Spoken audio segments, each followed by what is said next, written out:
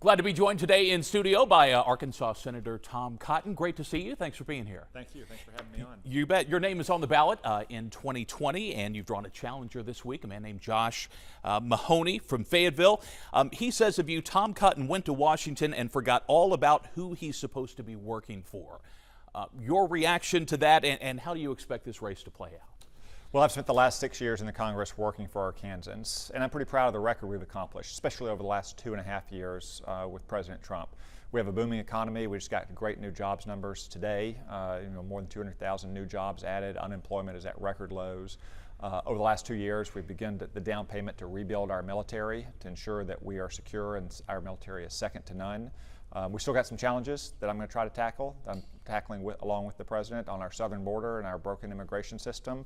But right now, I'm very proud of the record we've amassed. I'm looking forward to running for re-election next year. It's going to be great to be back out on the campaign trail next year and hopefully earn the votes of Arkansans once again. When you first ran for the Senate 6 years ago on the campaign trail, you almost talked more about President Obama at the time than you did about your opponent, Mark Pryor. Can we expect you this time around to be almost talking more about President Trump than you do about Josh Mahoney or any other competition that might emerge? Well, the President loves Arkansas, and I know Arkansans have a pretty favorable opinion of him.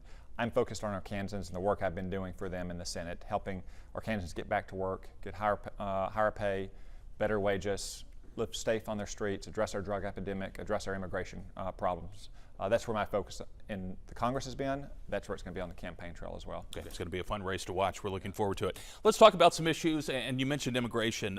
House Democrats right now are pushing a piece of legislation that would look to establish permanent legal status for Dreamers.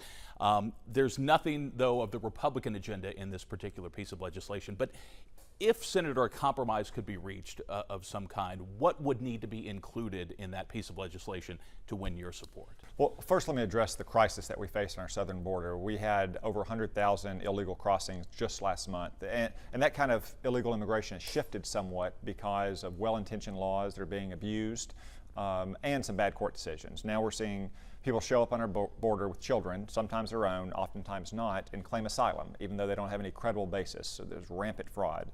Our immigration system is not built for those kinds of family units, not built to hold them at the border, and the legal system isn't built for it either. So what we need to do as an emergency matter is provide the Border Patrol the funding they need to detain those illegal aliens and be able to send them back to their country promptly. If they have a credible claim for asylum, to admit them into the country on a provisional basis, and to ensure that we're not simply admitting people in the country without any way to monitor where they are or to ensure that they report back for a court system. Now, on the specific question about the legal status of those who came here as young children and therefore are illegal aliens today, I proposed legislation on the President's behalf just last year that would have given legal status to them and ultimately allowed them to become citizens, about 1.8 million illegal aliens here today. But that's going to have some negative side effects. That means you're going to encourage more people to do exactly what we see today, bring their children here in hopes of getting future American citizenship. And it's going to encourage all the other kinds of illegal immigration we saw. So that's why the trade-off has to be ending extended family chain migration, because the parents are the ones that cause the problem, so they can't be allowed to become citizens if their children become citizens, and securing our southern border. That means building a wall where we need it. That means some of those immigration reforms that I just mentioned. Okay, does this all need to be done in a comprehensive fashion, or some of the things you mentioned, can they be done more quickly in piecemeal? So my preference would be to see the emergency matters adopted immediately. You know, the President has made a request for additional money for our Border Patrol to secure our border and address this wave of illegal immigration we've seen. The other measures I think we can address. I wouldn't throw in everything under the sun on immigration on that. That's been tried multiple times in recent years and it almost always fails. So I'd rather address the immediate problems we have and then maybe build confidence in the American people that Washington is actually going to address the immigration concerns they have, which is that we have too many illegal immigrants, we have too many unskilled and low-skilled workers who are coming to this country and taking jobs from Americans and driving down their wages. Okay. I know that you recently shared a podium with Senator Schumer from New York, who is, the two of you don't agree on a lot. I think we can agree on that. But you came together to talk about a problem that has hit Arkansas especially hard, and that's the opioid epidemic. What are you hoping to accomplish with Senator Schumer? Senator Schumer and I have introduced legislations together. It's a bit of a man bites dog story, I guess. But one thing that we do agree on is that China, through overproduction of fentanyl, which is a deadly opioid that then comes through Mexico via the cartels, or it's poisoning our streets. And we're losing in Arkansas every single day to the drug epidemic in this country. We're losing 70,000 Americans a year, more than we lost in the entire Vietnam War. So our legislation would impose sanctions on those Chinese manufacturers who intentionally overproduce this deadly opioid for the purpose of flooding our communities and killing our people. Can China be a partner in this, or do you think they're willing to help kind of end this? Well, scourge? China has said that they're going to stop this overproduction, but 5 years ago, China told President Obama that they were going to stop stealing our commercial secrets as well through cyber theft and other kinds of commercial espionage. That hasn't stopped. So I don't trust China. Senator Schumer doesn't trust China. Our legislation will give teeth to the agreement that they made. If they want to stand up to their agreement, they've got nothing to fear. If, as usual, China wants to cheat on their agreements, then our legislation will ensure they pay the price. And you're confident this is something that will pass the Senate and the House? When we have Senator Schumer and me on the same bill, I think you've got a pretty wide and diverse array of opinion in between us. So I felt pretty good about the chance of getting this bill passed into law. Okay, very good. Well, politics going on in Washington right now in the aftermath of the Mueller report. Senator Graham today, after saying he wouldn't invite Bob Mueller to testify, now has kind of opened the door to it. Would you like to see Robert Mueller testify on the Senate side?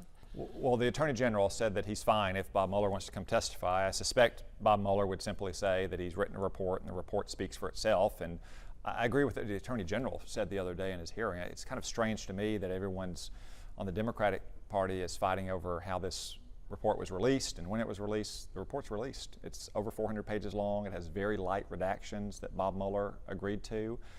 You can just read the report if you have questions about it. I'm not sure what Bob Mueller's going to add to it if he comes to testify. But might he have some constructive things to say about things like securing elections? Wouldn't you like to hear some of that? So he may have that. Now, he's not the only subject matter expert in that. As you know, I'm on the Senate Intelligence Committee. We've been studying the matter for the last 2 years. We've interviewed a lot of the witnesses that Bob Mueller did. We've reviewed a lot of the same documents. We'll be producing a report as well about not just what happened in the past, but what we need to do going forward in the future to protect the integrity of our campaigns and our voter registration systems and our election tabulation systems. But in terms of looking back on the investigation that Bob Mueller undertook, I mean, we've got the record in front of us, and it's clear that there's no collusion between the president's campaign and Russia, and that there's not obstruction either. I'm not sure what more that Bob Mueller's going to testify, but if the Democrats in the House want to have him come testify, knock themselves out. Okay, and it sounds like you're comfortable with how Attorney General Barr has handled the release of this report. I think Attorney General Barr has handled it in a very professional way. There's obviously great public interest in the report. So within just a couple days of receiving the report, he issued a short letter that stated its principal conclusions. Of course, it couldn't capture every single detail in a 400-page report. And then went for about 2 weeks, and again, we saw lots of complaints on the Democratic side that there was going to be massive redactions. And we see now there's hardly any redactions. And almost all of those redactions are designed to protect ongoing prosecutions that came out of Bob Mueller's investigation. So I think it's all out there for the American people to see now, and what they can see. And I think we can all agree that it's a good thing that there's no collusion between the president's campaign and between Russia. The Democrats, some are saying, though, that they believe the Attorney General lied to Congress. Is there any legitimacy to that in your view? I mean, I saw the hearings. I didn't see him misrepresenting anything to Congress. So again, he put out a brief letter that stated the principal conclusions of the report, so the American people would know right away what the conclusions were, and then he worked with Bob Mueller to get the full report out in as lightly redacted as fashion as possible, and he's answered the questions to the very best of his ability. Or he sat through, 5-minute long tirades against him with great patience, more patience than a lot of us probably would. Okay. I know we're short on time. I do want to ask you, though, that there's been a lot written about the Little Rock Police Department and its use of no-knock warrants here in the city. The mayor and the new police chief are taking aim at this as a policy. I'm wondering, though, if you follow this closely and if you think that there's anything that can be done on the congressional level to ensure that people's rights under the Fourth Amendment are protected.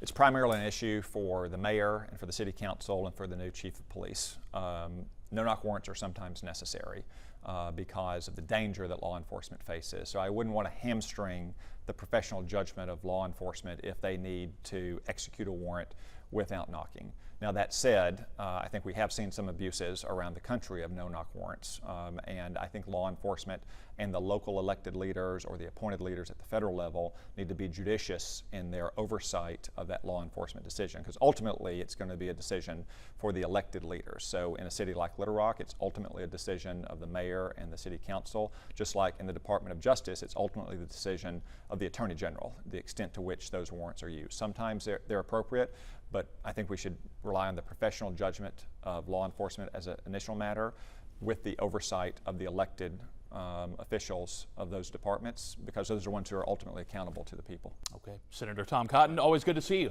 Thanks, Chris. Thanks for coming in.